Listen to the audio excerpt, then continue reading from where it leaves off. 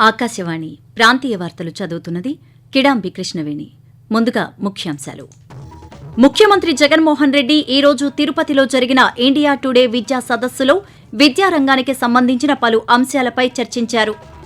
వివిధ ప్రాంతాల ప్రజల మధ్య పరస్పర అవగాహనను పెంపొందించేందుకే రాష్ట్రాలు, యూటీల ఆవిర్భావ దినోత్సవాలు జరుపుతున్నట్టు గవర్నర్ ఎస్ అబ్దుల్ నజీర్ తెలియజేశారు. ప్రపంచంలో భారత్ను 5వ అతిపెద్ద ఆర్థిక వ్యవస్థగా నిలిపిన ఘనత ప్రధానమంత్రి మోదీదే అని కేంద్ర మంత్రి మురళీధరన్ వికసిత్ భారత్ సంకల్ప యాత్రలో తెలిపారు. మహిళలు ఆర్థిక స్వావలంబన సాధించే విధంగా ముఖ్యమంత్రి జగన్మోహన్ రెడ్డి పనిచేస్తున్నారని రవాణా శాఖ మంత్రి పినిపే విశ్వరూప్ పేర్కొన్నారు. ప్రధానమంత్రి నరేంద్ర మోదీ మన్ కీ బాత్ మనసులోని మాట కార్యక్రమం 109వ సంచిక ఈ నెల 28న ప్రసారం కానుంది. వార్తల్లోని వివరాలు. ముఖ్యమంత్రి వైఎస్ జగన్మోహన్ రెడ్డి తిరుపతిలో జరుగుతున్న ఇండియా టుడే విద్యా సదస్సులో పాల్గొన్నారు. కొద్దిసేపటి క్రితం తాడేపల్లి నుండి బయలుదేరి రేణిగుంట విమానాశ్రయానికి చేరుకున్న ఆయన అక్కడి నుండి సమ్మిట్ జరుగుతున్న తాజ్ హోటల్కు ప్రయాణమయ్యారు. ఈ సదస్సులో రాష్ట్రంలో విద్యారంగంలో తీసుకువచ్చిన నూతన విద్యా విధానం, మనబడి, నాడు నేడు, జగనన్న విద్యా కానుక, జగనన్న గోరుముద్ద, టోఫెల్ శిక్షణ తదితర అంశాలపై చర్చలు జరిపినట్లు ముఖ్యమంత్రి కార్యాలయం అధికారులు తెలిపారు. సదస్సు అనంతరం ముఖ్యమంత్రి తాడేపల్లికి తిరుగు ప్రయాణమవుతారు. ఒకే దేశం ఒకే ప్రజ అనే భావన ద్వారా దేశంలోని ప్రజలందరి మధ్య బలమైన సంబంధాన్ని పెంపొందించడమే ఏక్ భారత్ శ్రేష్ఠ భారత్ కార్యక్రమ లక్ష్యమని రాష్ట్ర గవర్నర్ ఎస్ అబ్దుల్ నజీర్ పేర్కొన్నారు. ఈ రోజు రాజ్భవన్లో జరిగిన ఉత్తరప్రదేశ్ దాద్రా నగర్ హవేలీ డామన్ డయ్యూ ఆవిర్భావ దినోత్సవ వేడుకల్లో ఆయన ముఖ్య అతిథిగా పాల్గొన్నారు. ఈ సందర్భంగా గవర్నర్ మాట్లాడుతూ ఉత్తరప్రదేశ్లో దేశ చరిత్ర, వారసత్వాల మూలాలను గుర్తించవచ్చని చెప్పారు.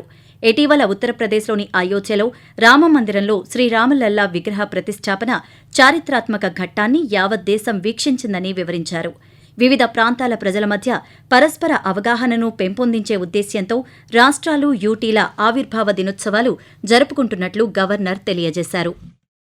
India's rich cultural heritage and history and the development of the country is on the principles of non-violence, justice, diversity of languages, culture, religion, tied in the thread of unity. Where there is justice, there is peace. The Ek Bharat and Shresth Bharat program aims to forge a strong relationship and bonding among all the people of the country on this land. Anakapalli జిల్లా సబ్బవరంలో ఈ రోజు జరిగిన వికసిత్ భారత్ సంకల్ప యాత్ర కార్యక్రమానికి కేంద్ర parliamentary వ్యవహారాల శాఖ సహాయ మంత్రి మురళీధరన్ హాజరయ్యారు. ఈ సందర్భంగా ఆయన మాట్లాడుతూ స్వాతంత్ర్యం వచ్చి 100 సంవత్సరాలు పూర్తయ్యే నాటికి భారత్ ప్రపంచ దేశాల్లో ప్రథమ స్థానంలో ఉండాలనే లక్ష్యంతో కేంద్ర ప్రభుత్వం ముందుకు వెళుతోందన్నారు.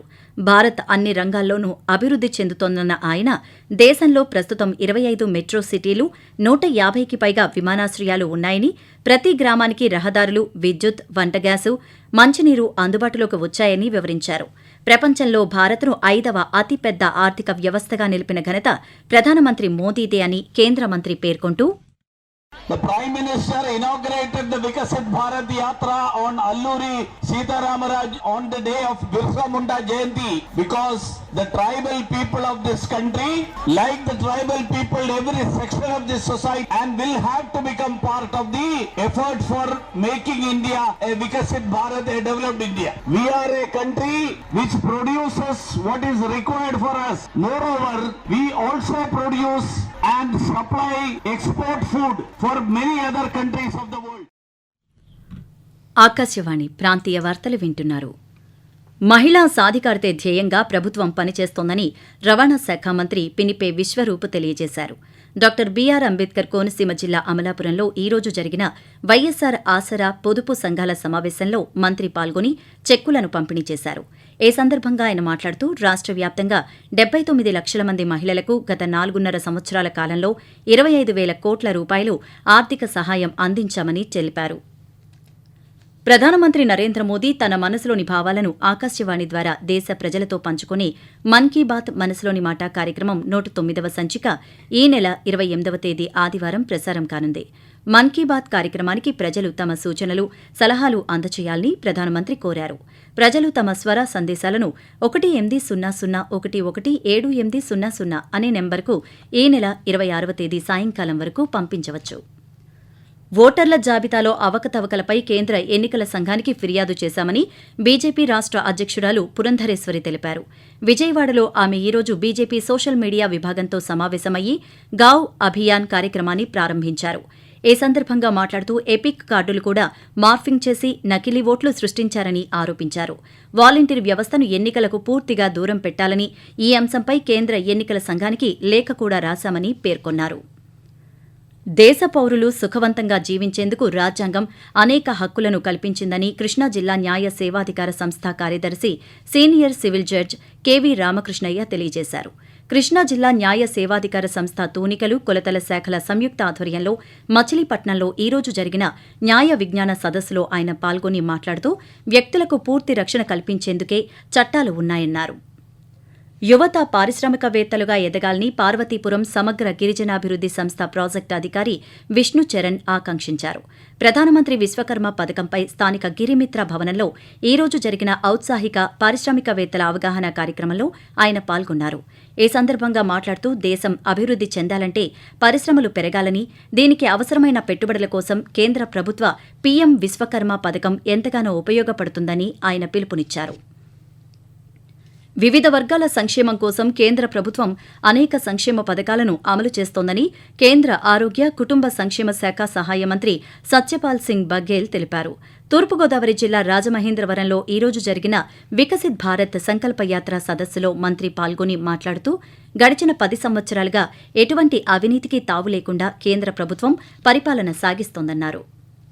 బాలికలు ఉన్నత స్థితికి చేరుకునేలా ప్రోత్సహించడంలో తల్లిదండ్రులు, స్వచ్ఛంద అధికారుల పాత్ర కీలకమని ఎన్టీఆర్ జిల్లా కలెక్టర్ ఎస్ ఢిల్లీరావు అన్నారు.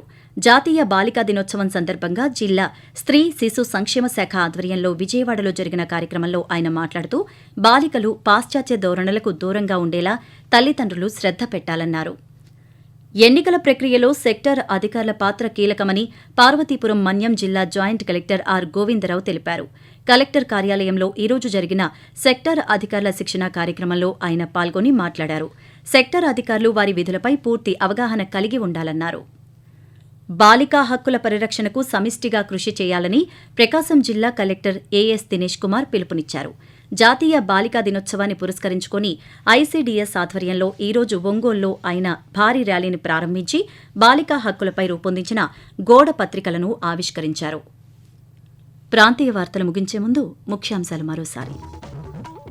ముఖ్యమంత్రి జగన్మోహన్ రెడ్డి ఈరోజు తిరుపతిలో జరిగిన ఇండియా టుడే విద్యా సదస్సులో విద్యారంగానికి సంబంధించిన పలు అంశాలపై చర్చించారు.